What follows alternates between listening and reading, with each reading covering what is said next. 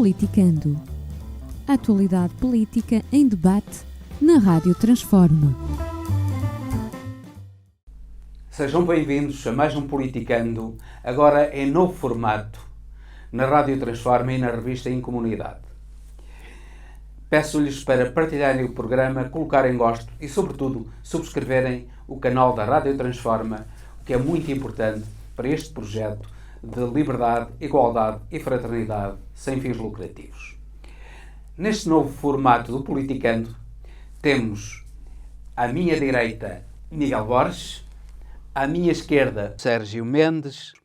Ambos vão discutir aqui aquilo que está na ordem do dia, que é a demissão do Primeiro-Ministro e a atuação da Procuradoria-Geral da República. Pois começo pelo meu lado esquerdo, pelo Sérgio Mendes, para lhe perguntar quais são, em seu entender, as razões por que se demitiu António Costa. Verdadeiramente, que razões há para essa demissão? Obrigado, antes de mais, pelo convite. Boa noite ao Miguel e ao Henrique e aos nossos telespectadores ou ouvintes. Há duas dimensões aqui que nós podemos distinguir. Uma que será do âmbito pessoal e mais uma questão de honra, porque o Costa o que referiu é que estava em causa a sua própria reputação e, por outro lado, também uma questão jurídica. Na minha opinião, o que aconteceu é que este governo caiu na Secretaria. Por uma bagatela penal, há quem diga que o processo está praticamente terminado. As questões que têm a ver com a corrupção ficaram um bocadinho em águas de bacalhau. Algum tráfico de influências poderá agora ser investigado, inquirido, mas o Costa, se calhar, na minha opinião, talvez tenha encontrado a tal fuga que ele tanto desejava e, se calhar, vitimizando-se um pouco. Não sei se no final sairá bem na fotografia. Vamos a ver o que é que estas eleições irão trazer, porque às vezes as nossas questões pessoais sobrepõem-se às questões nacionais e, neste caso, penso que o Costa, por uma questão de honra, fez bem, mas veremos o que é que as eleições irão trazer.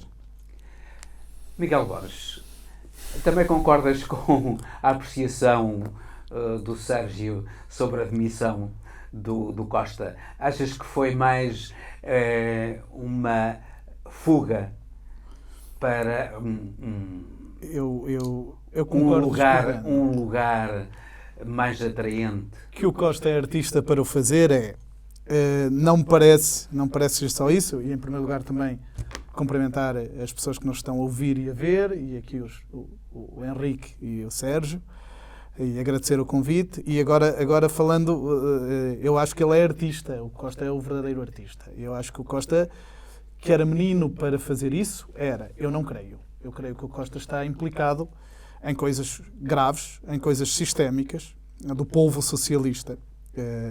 Sérgio, desculpa, mas agora tenho que ir direto ao âmago da coisa. E o polvo socialista é um polvo que está há muito tempo nestes meandros dos negócios. António José Seguro dizia há uns anos, num debate com o Costa para as diretas do partido, que dizia que o Costa era o homem que misturava os negócios e a política. Isto passou ontem nas redes sociais, uma gravação deste debate.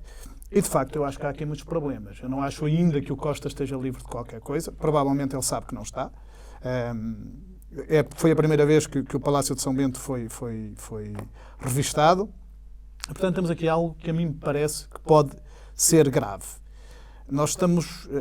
As medidas de coação ou a não aplicação de medidas de coação mais graves trazem uma certa áurea de inocência, que parece que estamos aqui que estas coisas, o próprio juiz, quando diz que as penas que os arguidos podiam ter não justificam a medida de coação como a prisão preventiva, nós estamos apenas a fazer referência a um dos casos. Ainda não houve qualquer acusação, não temos qualquer conhecimento dos casos do lítio, dos casos de hidrogênio, portanto isto é só referente ao data center que está a ser construído em Sines, e portanto estamos só a falar disso.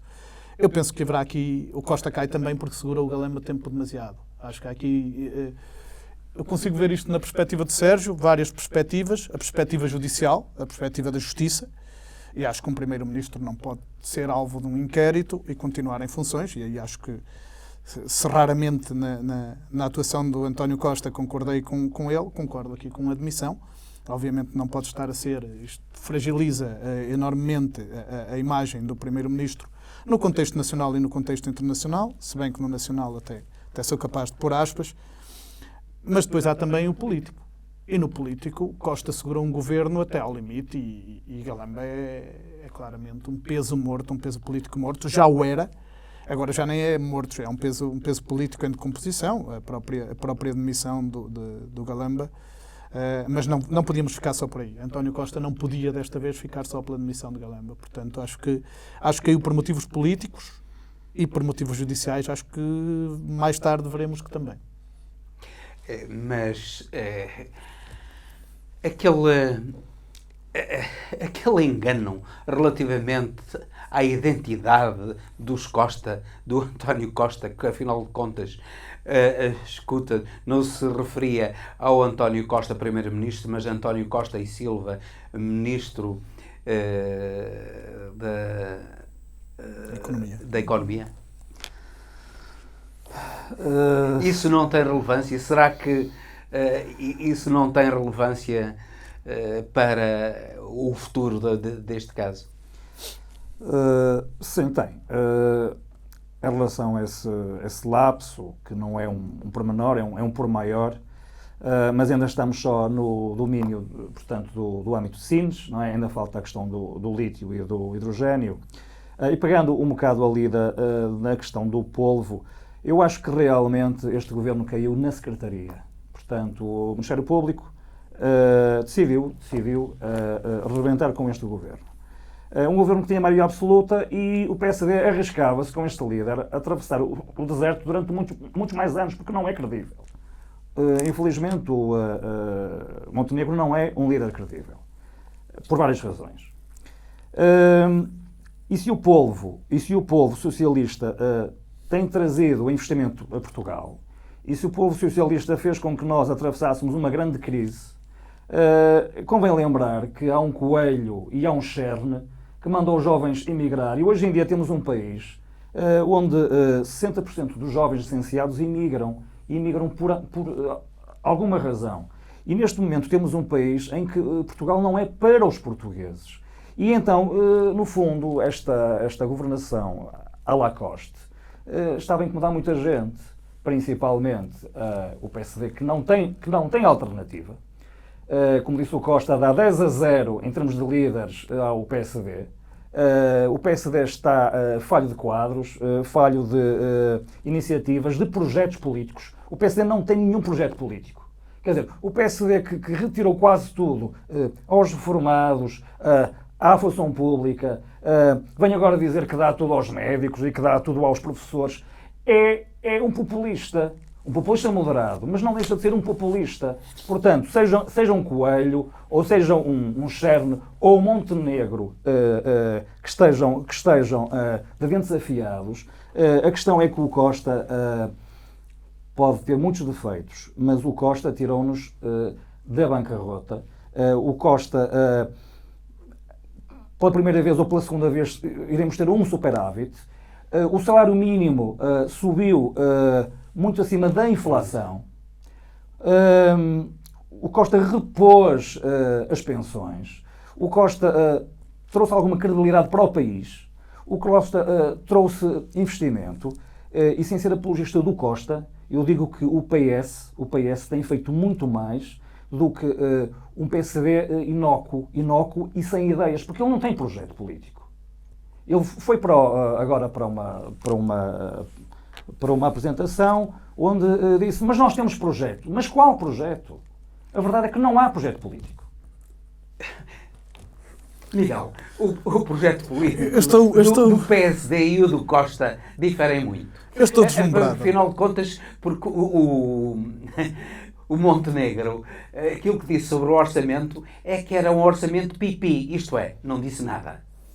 Isto é, ele concorda com o orçamento e subscreve o orçamento, ele podia perfeitamente, disse por dever de ofício que o orçamento não prestava, mas só por dever de ofício, porque aquilo que ele disse na realidade é que era um orçamento pipi e que depois iria aumentar os médicos, iria aumentar os professores. Exatamente o que disse o Pedro Nuno Santos, não é? Pois, mas o Pedro Nuno Santos nós já sabemos o que ele é e quais são as posições dele. Já sabemos.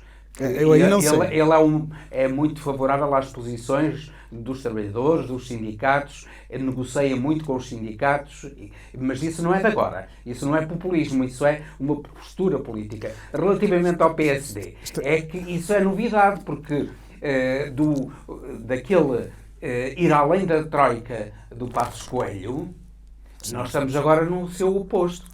O PSD...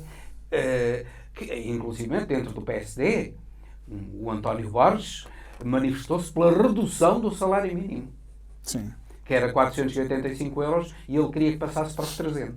Bem, Henrique, eu estou deslumbrado com esta imagem deste país que o Sérgio acabou de descrever. Porque isto é fantástico. Porque eu não sei, eu acho que eu não vivo no mesmo país que o Sérgio. Porque o Sérgio vê estas coisas todas magníficas que o governo do António Costa fez e depois diz-me que este país, eu acho que todos concordaremos que este país está muito mal. Ora, se está muito mal e 30 e tal anos foram de governo no PS, então espera aí, então qual é a responsabilidade do PS? E isto calha muito bem, porque isto é a linha de imagem que o PS tem passado ao longo dos anos, que é, se o Pedro Nuno Santos diz para dar tudo aos professores, e foi esta a expressão que ele utilizou, sem explicar como nem porquê, e o Montenegro diz para dar tudo aos professores, o Montenegro é populista. O Pedro Nuno Santos é sério. E esse é um problema que o Montenegro vai ter para as eleições. Se o Pedro Nuno Santos for líder do PS. É que independente, podem os dois dizer a mesma coisa, que o Pedro Nuno Santos vai ser sério e o Luís Montenegro não vai ser sério. Isso é populista. Isso é trigo limpo, farinha amparo. Mas agora aqui o que é interessante é que Passos Coelho foi, sem dúvida, eu até vou fazer aqui uma confidência. Antes de Passos Coelho ser Primeiro-Ministro, eu não dava nada por ele em linguagem vulgar. Acho que hoje Passos Coelho era o homem que iria disputar as eleições com o PS e que certamente iria ganhar. Que ganhou, também convém referir isso, que Passos Coelho ganhou a António Costa. É uma coisa que não é António Costa, que já aí mostrou o seu caráter, já aí mostrou a sua postura democrática, infringiu o que era a tradição democrática de não deixar que o partido que tinha ganho as eleições governasse ou tentasse governar mesmo com minoria. Que eu acho que é outra coisa. Acho que nós estamos imensamente focados nas maiorias, quando eu acho que os governos de minoria também podem ser bons, desde que a oposição seja responsável. E isso nós temos visto que nos últimos anos não há oposição responsável. O Costa tem gozado ainda de outra vantagem, é que o PSD não é um partido de oposição. E o Costa não tem tido oposição. A oposição é feita pelo Chega. A oposição é feita pelo Chega naquele hemiciclo. E, portanto, isto também é uma questão que o Costa tem feito muito isso. Quanto ao Passos Coelho, o Passos Coelho, naquela expressão, mas nós temos que contextualizar sempre as expressões. Ontem eu vi ao Pedro Nuno Santos, a propósito da expressão do António Guterres, a propósito do conflito israelo-palestino, a dizer, cuidado com uma expressão fora do contexto, dizer outra coisa qualquer. A expressão do Passos Coelho fora do contexto de mandar emigrar também é outra coisa qualquer. Mas ele não mandou só emigrar. Ele, para além de mandar emigrar, ele congelou tudo. Mas quem nos levou a essa posição quem assinou o memorando de entendimento com a Troika foi o governo de José Sócrates. Sim, mas o Passos Coelho dizia que ia além da Troika. E foi além da Troika. Eu não só concordava. Aliás, foi negociado com o Passos Coelho e com o Catroga. O Catroga, como juntamente com o PS, a negociar o memorando da Troika.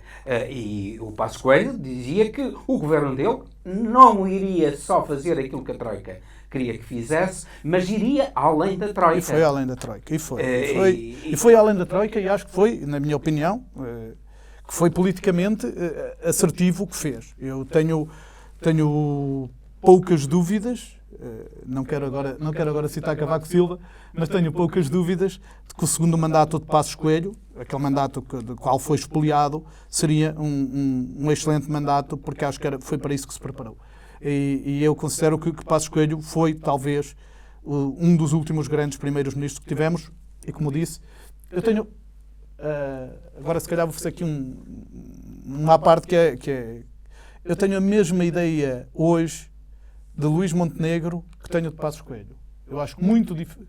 Luís Montenegro terá uma dificuldade tremenda em ser primeiro-ministro, em ganhar as eleições, mas penso que no cargo será um bom primeiro-ministro. Não é um bom candidato, certamente. Não é um bom candidato. E não é um bom candidato contra Pedro Nuno Santos, isso não tenho a mínima dúvida, mas penso que mesmo assim sairá vencedor das eleições. Agora aqui, relativamente ao que diz o Sérgio, eu tenho que discordar totalmente. O país que hoje temos é um país de governação socialista. Nós andámos às direitas pouquíssimo tempo, com Cavaco Silva, nem sequer vou buscar o Cherne, nem sequer vou buscar o Durão Barroso, e com Passos Coelho. O Durão Barroso foi outra coisa. E se calhar era o melhor candidato. Enquanto candidato era o melhor dos três, foi sem dúvida o pior primeiro-ministro. Mas nós não podemos... Nós temos um sistema de saúde que está a arrebentar pelas costuras. Nós temos um sistema educativo que está a arrebentar pelas costuras. E isto não é de hoje. Nós sabemos estas coisas todas. Nós temos um sistema... Um sistema de imigração... Miguel, vamos lá ver. O sistema de saúde está a arrebentar pelas costuras, porque... Não será porque durante muito tempo foi desinvestido, até o governo do PS desinvestiu. Tem que ser, nos 30 e tal anos. No Serviço Nacional. O PS teve que desinvestir muito mais que o PSD, porque teve muito mais anos de governo. Há duas questões agora no Serviço Nacional de Saúde. Uma é o investimento no sistema, propriamente no sistema hospitalar. Isto é, na construção de hospitais, no apetrechamento dos hospitais e na inovação tecnológica, nomeadamente, dos hospitais. Outra são os salários. Ora bem, os salários dos médicos, eles foram congelados pelo Passos Coelho.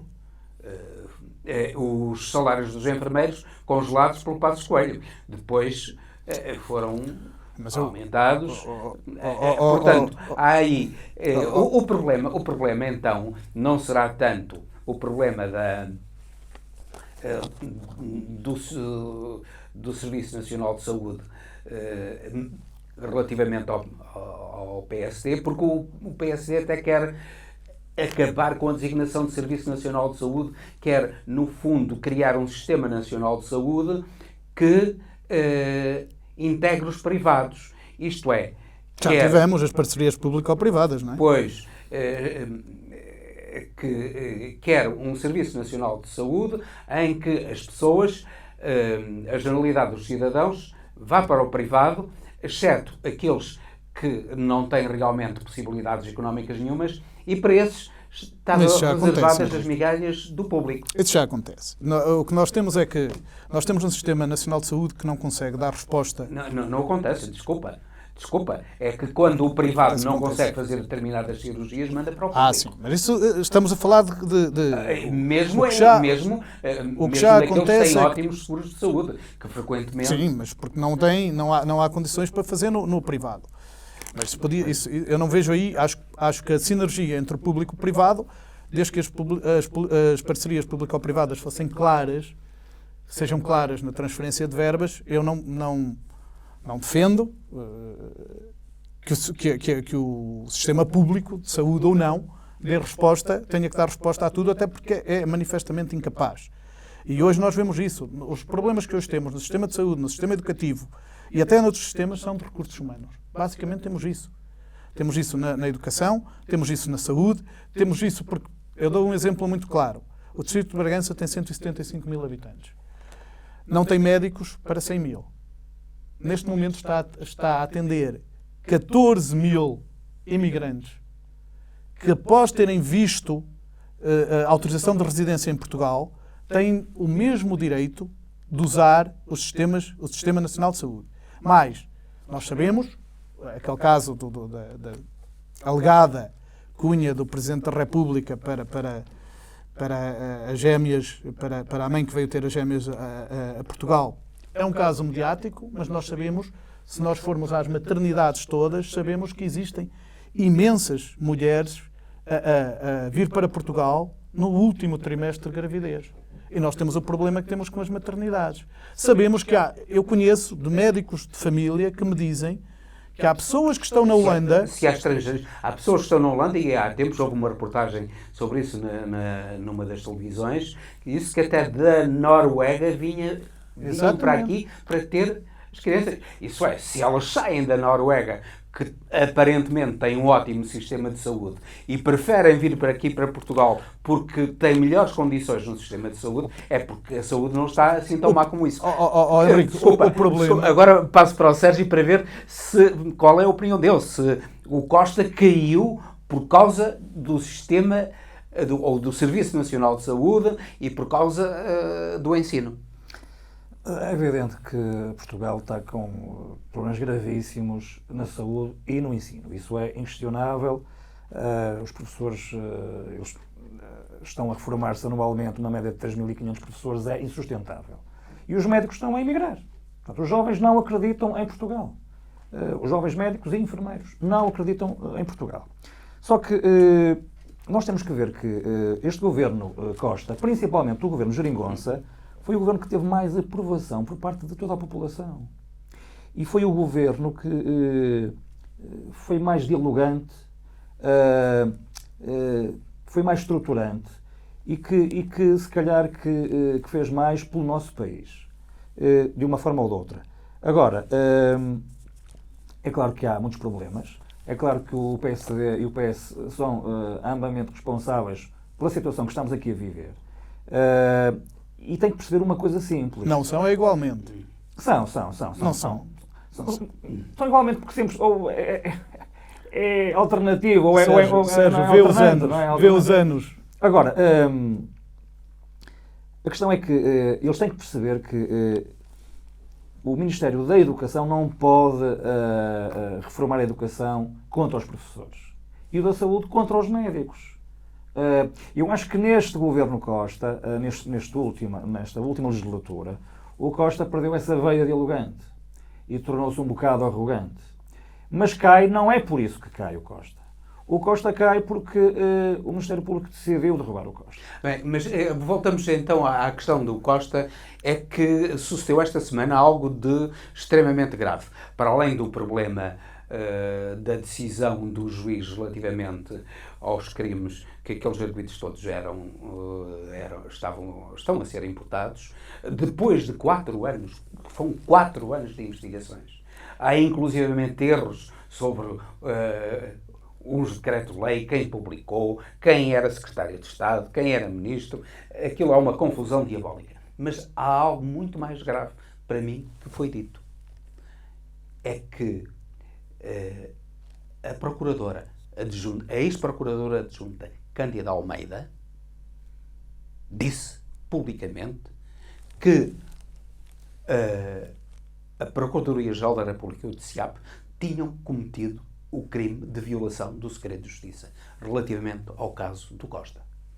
Ora, é muito grave uma procuradora adjunta que foi em determinada altura indicada até para Procuradora-Geral, não foi escolhida, mas foi uma das possibilidades, ela vir dizer que houve por parte da Procuradoria-Geral da República, isto é, por parte desta Procuradora e por parte do DCIAP, uma violação do segredo de justiça. Isso é crime. Ela está a imputar um crime, a prática de um crime, à Procuradora-Geral da República. Isto é, o António Costa terá caído por causa de um crime da Procuradora-Geral da República e do DCIAP. Pois, isso não sei. O que eu sei é que a Lucília Gago não diz uma única palavra. Remete-se ao silêncio e todas Sim, essas... essa é estranho quando lhe é imputada a prática do crime de violação crime. do segredo de justiça. No mínimo, depois daquele último parágrafo do comunicado, o mínimo que se poderia exigir à senhora era vir dizer qualquer coisa, não é? Sim, e depois o que permanece um bocadinho no limbo é esta impunidade. Porque tudo é permitido, não é? Todos os erros, todas as calinadas são permitidas, as consequências são estas e vão ficar iguais. Portanto, eu acho que tem que haver alguma alteração este modelo, porque de hoje para amanhã podem surgir outras situações e é um governo que cai com toda a legitimidade, um governo de contas certas, com um país que atravessa grandes dificuldades. Foi uma péssima altura. Mas quem é que não atravessa grandes dificuldades neste momento na Europa? Sim, mas se formos em termos comparativos, nós já estamos um bocado melhor que a Espanha e tal. Nós temos... O Estado português está a pagar juros mais baixos que a Alemanha. Que a Alemanha. Portanto, nós, de certa forma... Embora a Alemanha esteja agora com graves problemas energéticos, Portugal está a encontrar um modelo quase autossustentável. Está a apostar no ouro branco, que é o lítio, está a apostar no hidrogênio verde, que será seguramente o combustível do futuro. Está a apostar nas novas tecnologias. Portugal está a apostar bem. Eu sei que há questões que têm a ver com questões mais ambientais, portanto, que é preciso salvaguardar, mas as barragens e as autoestradas, todas elas tiveram problemas e quase certeza que houve questões dessas. Portanto, é primeiro necessário ver que, tocando na Procuradora-Geral, ela tem que vir a público, ao terreiro, e dizer o que é que se passa e porque é que fez o que fez. As questões menores, portanto, dos hectares, das charcas e essas coisas todas, eu acho que têm que ser resolvidas na Assembleia, tem que ser legislado para o bem do nosso país. E é isso que estou a ver ali o Miguel Amaro. Mas há uma questão. O PSD, será que o PSD faria diferente quando vemos aqui o investimento que, no conjunto dos três grandes investimentos, do hidrogênio, do data center e do lítio, é superior ainda à Auto Europa. E o PSD, na hipótese de um investimento tão grande, não procuraria acelerar também o investimento, sobretudo quando nós sabemos que há outros países a quererem o mesmo investimento? Henrique, eu não sei o que faria o PSD. Acho que isso é meramente especulativo, o que qualquer um de nós aqui possa dizer sobre o que faria o PSD. Eu concordo, e já concordei com o Sérgio, e concordo com o que subentendo das palavras do Henrique, que este é um investimento estruturante e crucial para o país. Tenho menos dúvidas no data center do que tenho no lítio e no hidrogênio, sendo que estamos a falar, obviamente, de três eixos que são estruturantes, de três auto-Europas, se quisermos.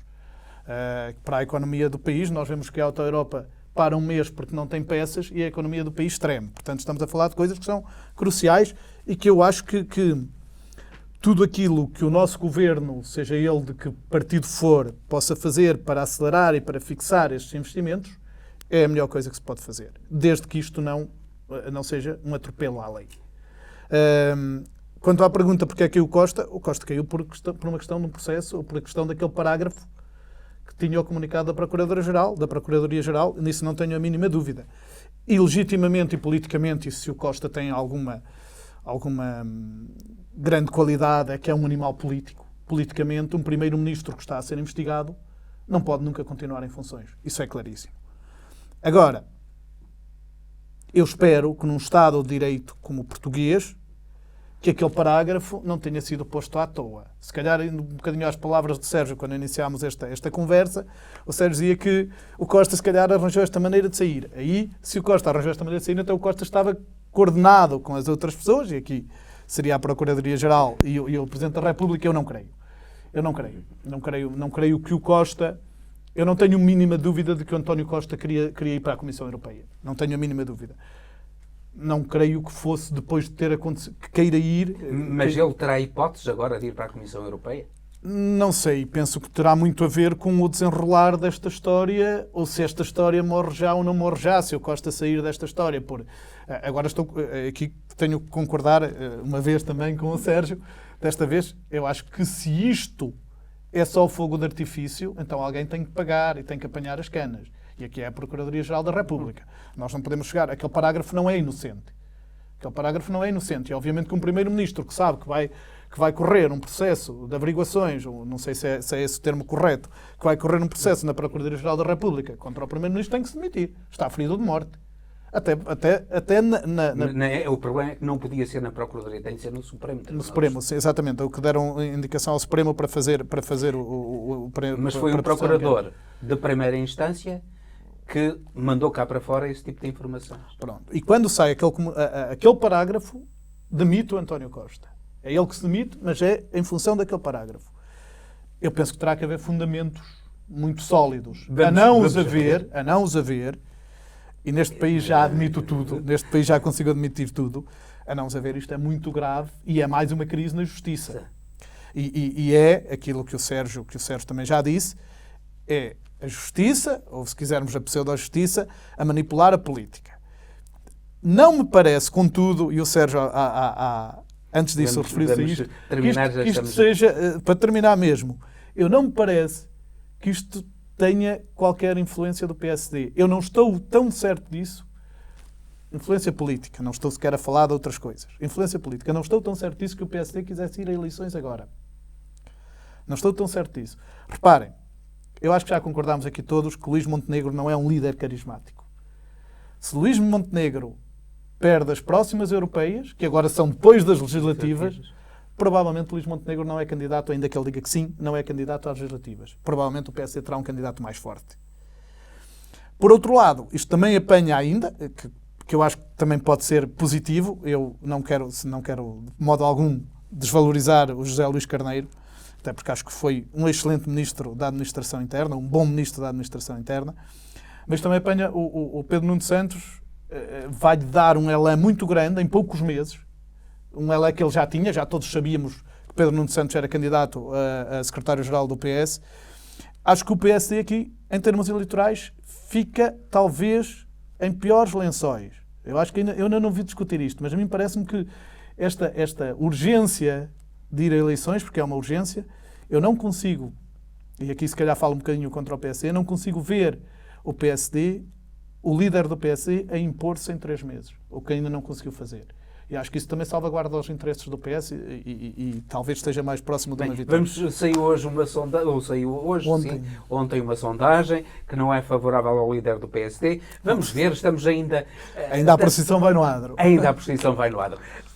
Vamos terminar por hoje e agradeço a vossa atenção, agradeço ao Sérgio, agradeço ao Miguel, o terem vindo a este Politicando, a terem debatido o momento político que estamos a atravessar e que é bastante grave, bastante importante para o futuro do nosso país. Peço-lhes, para terminar novamente, que partilhem este programa, que coloquem gostos, sobretudo que subscrevam o canal da Rádio Transforma, o que é muito importante para este projeto de liberdade, igualdade e fraternidade sem fins lucrativos. Politicando. A atualidade política em debate na Rádio Transforma.